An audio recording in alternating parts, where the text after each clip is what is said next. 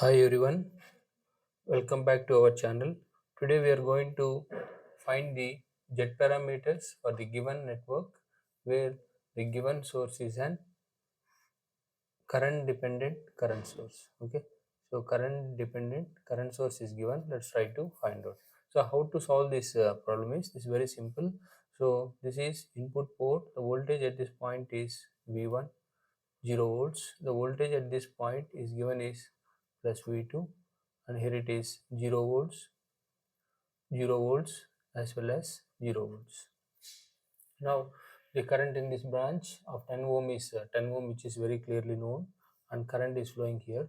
So let's assume this as some node, and let's try to find out the current in this branch, and let's try to find out the current in this branch. So how to find the current Ix in this branch is by applying the nodal analysis. So we are going to apply Kirchhoff's current law at that node. Okay. So here what are entering currents? So from the current dependent current source, a current of I1 is entering, and one more current entering is I2, which is equal to Ix, is the one current. So the net current entering this Ix is nothing but I1 plus I2 is the current entering. We need to find out this current I2.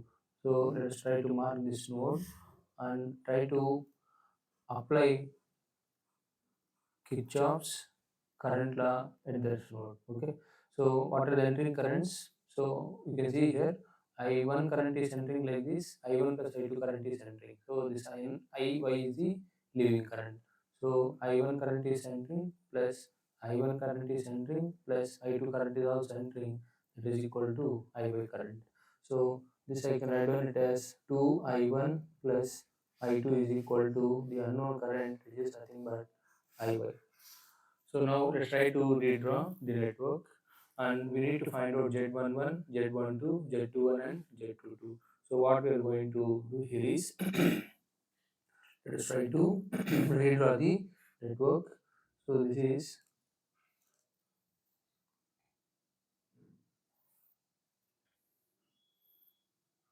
the voltage source, and this is some 10 ohms, and this is 5 ohm, and one more 10 ohm, and already currents are known. That's why I am bypassing this dependent source. The voltage at this point is V2. The voltage at this point is V1. This is 0 volt, this is 0 volt, and this is 0 volt.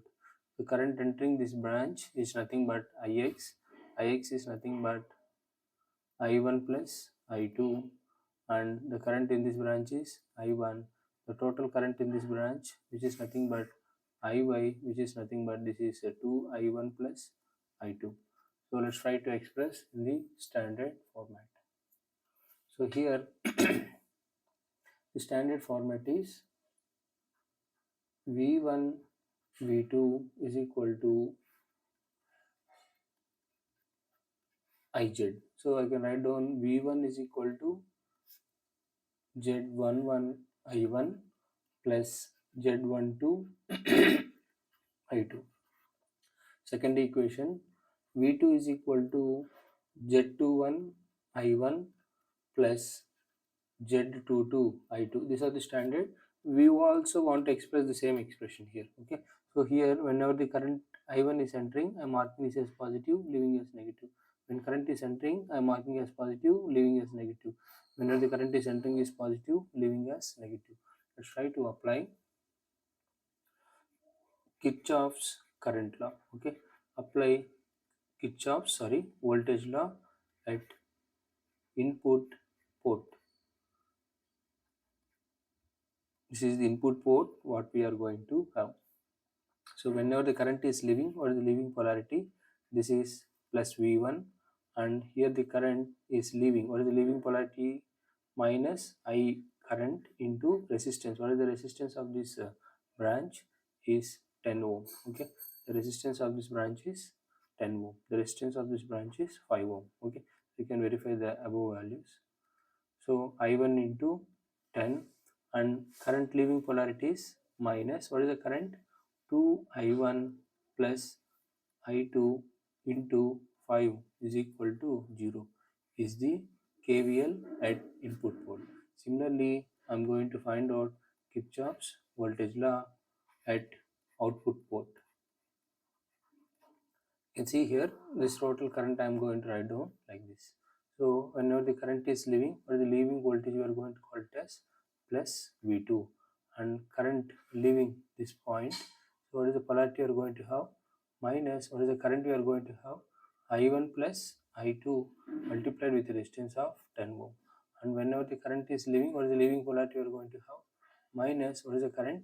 2I1 plus I2 multiplied with 5 ohm is equal to 0. So when you shift it into standard format, V1 is equal to 10 into I1 plus 5 twos are 10 into I1 plus 5 into I2. V2 is equal to 10 I1 plus 10 I2.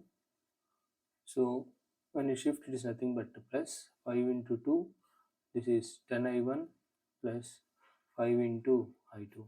So take I1 as common. V1 is equal to 20 I1 plus 5 I2, and V2 is equal to I1 as common is nothing but 20 I1 and I2 as common, which is nothing but 15 I2. So I already told, let's try to compare with the standard expressions. So these are the standard expressions what we are going to have. So when you compare with these standard expressions, so you can write down V1 is equal to Z11 I1 plus Z12 I2, and V2 is equal to Z21 I1 plus Z22 I2. So when you compare, this is Z11 value, this is Z12 value, this is Z21 value, this is Z22 value. Let's try to write down in a matrix form. So Z11, Z12, Z21, Z22. So Z11 is how much? 20 ohms. Z12 is how much? 5 ohms. Z21 is 20 ohms. Z22 is 15 ohms. Okay, so this is how we are find out the Z parameter. It's very simple, it's not a big complex problem.